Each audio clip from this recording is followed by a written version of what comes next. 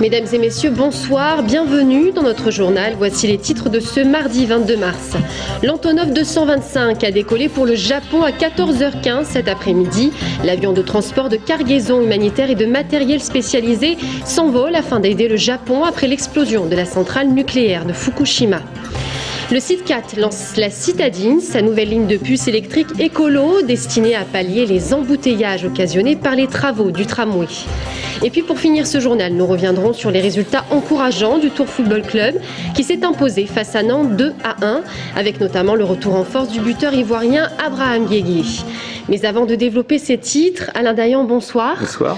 Alors, vous êtes candidat PS sur le canton de Tours-Est. C'est finalement Christophe Boulanger, le candidat Vert Europe Écologie, qui est passé devant vous. Monique Chevet, la conseillère régionale sortante, est juste derrière vous. Qu'allez-vous faire aujourd'hui? Est-ce que vous avez pris la décision de vous maintenir au second tour? Écoutez, j'ai longuement réfléchi, puisque je m'exprime que ce soir avec vous. J'ai réfléchi tout d'abord en rencontrant les habitants de ce canton, en allant discuter avec eux, échanger, et puis finalement en regardant ce qui se passe dans notre département, puisque Europe Écologie Les Verts ne soutient pas notre candidat à Fondette, Luynes, et que nationalement, le Monde du 22 mars indique que la position d'Europe Écologie est de se maintenir quand il n'y a pas de danger avec la droite. Donc j'ai pris la décision de maintenir ma candidature. Vous vous maintenez alors? Voilà, j'ai pris la décision de maintenir ma candidature. Tout d'abord par respect pour les électeurs qui m'ont placé en second et qui ne comprendraient pas que finalement des accords d'appareil puissent les empêcher de faire un choix dimanche. Et d'ailleurs c'est ce qu'ils m'ont dit dans leur quasi-majorité. Vous ne craignez pas une mise à l'écart dans votre parti ? Bah écoutez, on verra. Moi, je mènerai ma campagne sur du projet pour les habitants du canton, comme je l'ai fait au premier tour. Je crois que ce qui inquiète les personnes, et on le voit avec le taux d'abstention, c'est l'écart qu'il y a entre les appareils politiques et ce qu'on leur propose. Et j'ai un programme qui est très clair sur la création d'emplois sur le canton, sur des aménagements dans ces quartiers et sur effectivement l'accueil de la petite enfance, l'accompagnement des personnes âgées. Je crois que c'est là-dessus que je vais axer ma campagne, avec un projet qui reste socialiste. Je suis socialiste, j'étais socialiste hier, je le suis aujourd'hui. Malgré l'accord qui avait été signé entre le Parti socialiste et les Verts? Je viens de vous le dire que cet accord, nationalement, a été dénoncé par les Verts, qui ont dit, et ça me paraît normal d'ailleurs, ça me paraît tout à fait normal, qui ont dit, quand il n'y a pas de danger avec la droite, nous maintenons nos candidats. Je veux dire, c'est d'ailleurs la déclaration qui est faite dans le monde, je le répète.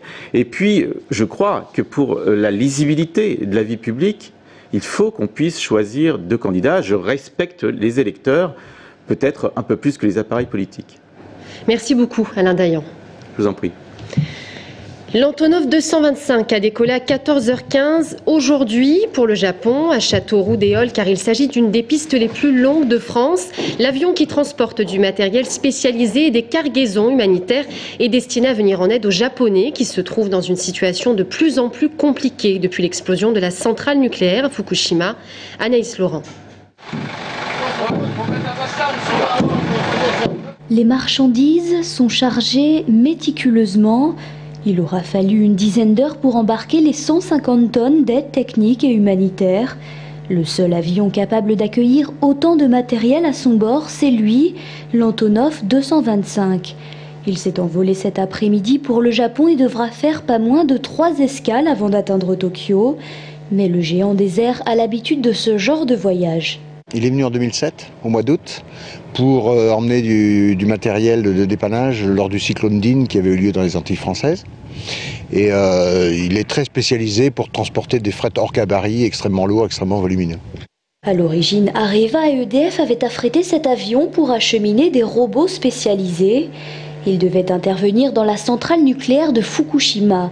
Mais ces robots qui proviennent de la centrale de Chinon resteront finalement dans des hangars à Châteauroux, car dans un premier temps, les Japonais ont fait savoir qu'ils avaient plutôt besoin d'aide humanitaire. Ce sont donc des cargaisons de denrées, de couvertures et de radiomètres pour étudier les rayonnements qui ont pris place à bord de l'appareil, mais également des camions environnementaux d'EDF et d'Areva qui permettront de faire d'importantes mesures de la radioactivité. Il y a une équipe de 5 spécialistes qui vont partir aussi en fin de semaine, qui vont pouvoir récupérer le camion. Ça permettra de faire des cartographies des zones touchées par la contamination. Donc il y a deux moyens. Il y a le moyen de contrôle de débit équivalent de dose, donc des radiations. Donc on a un appareil de type IF104 qui nous permet, tout en roulant, de pouvoir faire une cartographie en irradiation. Dès leur arrivée, les vivres seront distribués aux sinistrés par les 2 détachements de la sécurité civile française. Une équipe de 5 spécialistes sera également sur place pour effectuer les mesures.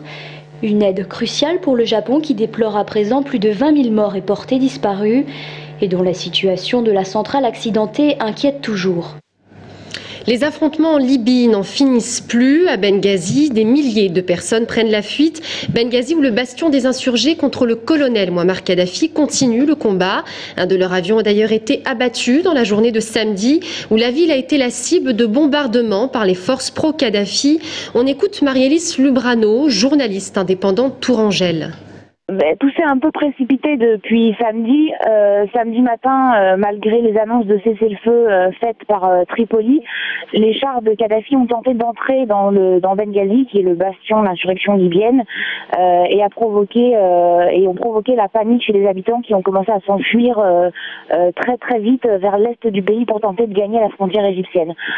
Au cours de la journée, on a entendu que les avions français et américains allaient entrer dans le ciel libyen pour bombarder les positions kadhafistes, et ça a commencé à renverser un petit peu la situation. Les habitants de Benghazi qui avaient fui le matin sont revenus vers Benghazi l'après-midi.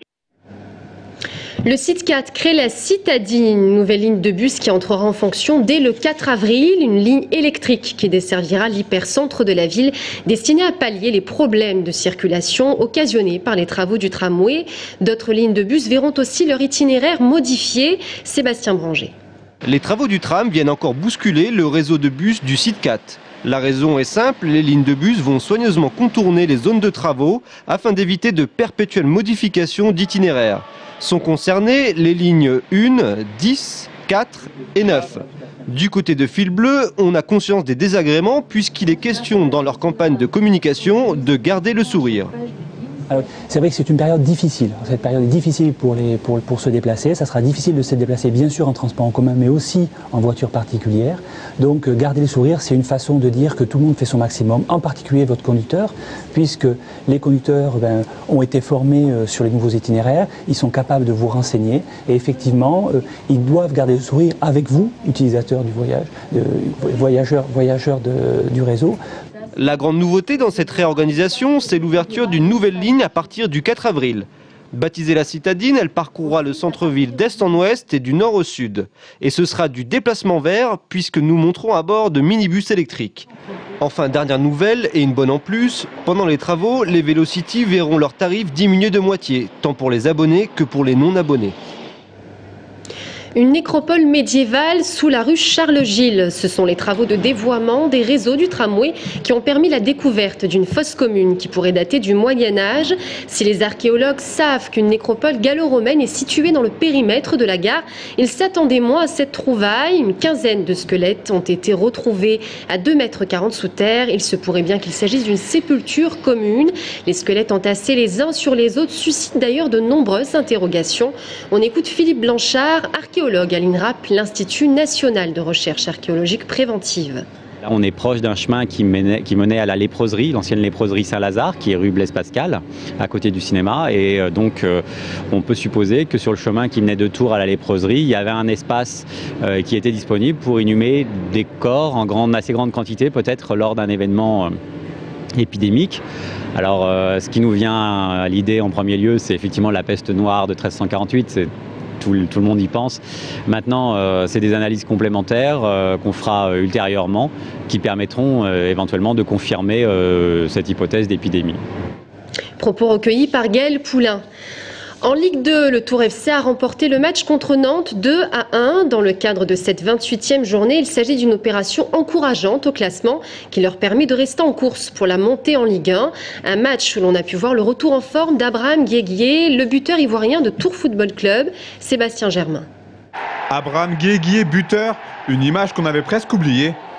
Hier soir, l'attaquant ivoirien du TFC a inscrit un doublé contre le FC Nantes pour une victoire tourangelle ô combien importante.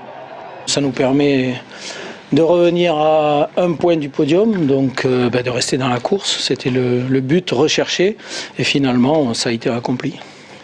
Les choses avaient bien mal débuté pour les Bleus. Dominateur, le TFC se fait cueillir à froid à la 20e minute.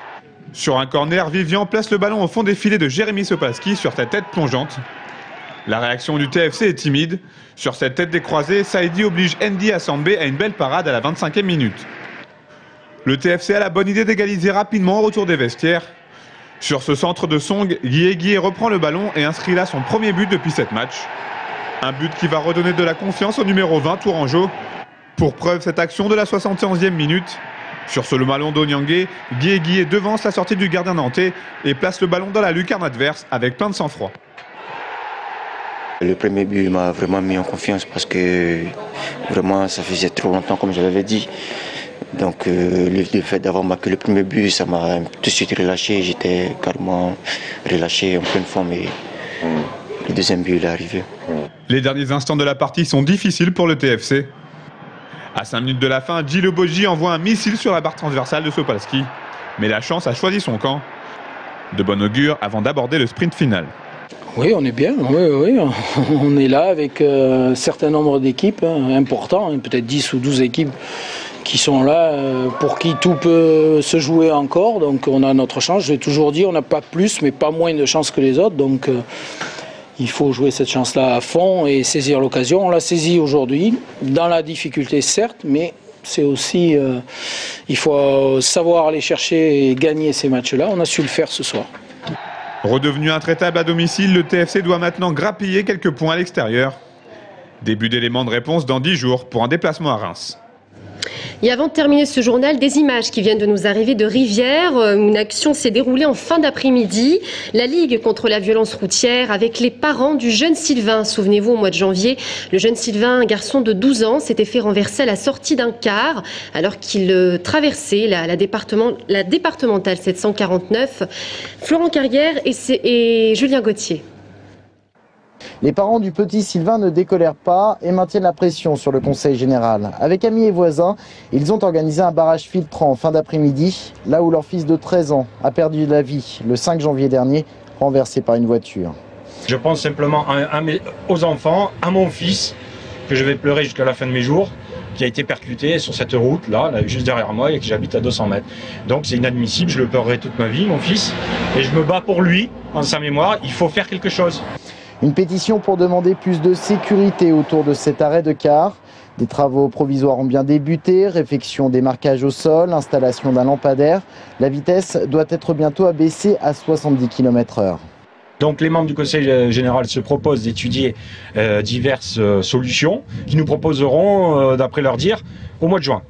Au mois de juin, nous serons concertés et au vu de ce qu'ils nous proposent, on prendra une décision. Mon fils est décédé il y a 2 mois et demi, d'accord ? Depuis 2 mois et demi, rien n'a été fait. En l'espace de 48 heures, il s'affaire déjà à faire le marquage au sol. Vous comprendrez ce que vous voulez comprendre.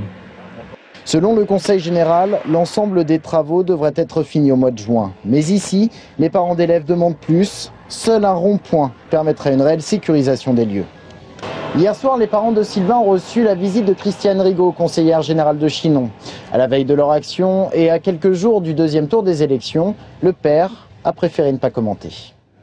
Fin de cette édition, merci de nous avoir suivis. L'invité de notre rédaction ce soir est Alexandre Jardin, écrivain, réalisateur. Il vient nous parler de son tout dernier livre, Des gens très bien, un livre qui fait polémique. À tout de suite.